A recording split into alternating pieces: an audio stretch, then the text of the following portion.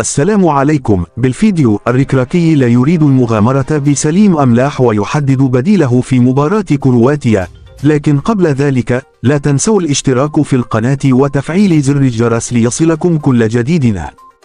كشف الجهاز الفني للمنتخب المغربي بقيادة المدرب وليد الركراكي عن بعض ملامح التشكيلة الأساسية المنتظر أن يخوض بها مباراته الأولى في مونديال قطر 2022.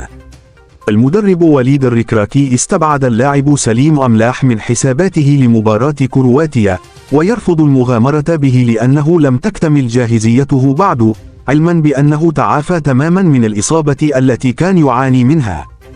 وحسب مصادر بالمنتخب، سليم أملاح حضر لمعسكر الأسود، وهو لا يلعب مع ناديه ستاندر البلجيكي في 9 مباريات متتالية، وكان أقل اللاعبين تنافسية، لكنه حظي ببرنامج تدريبي خاص، إلا أن وضعيته تفاقمت بمعاناته من إصابة على مستوى الركبة، وتدرب على الدراجة الهوائية بعيدا عن المجموعة.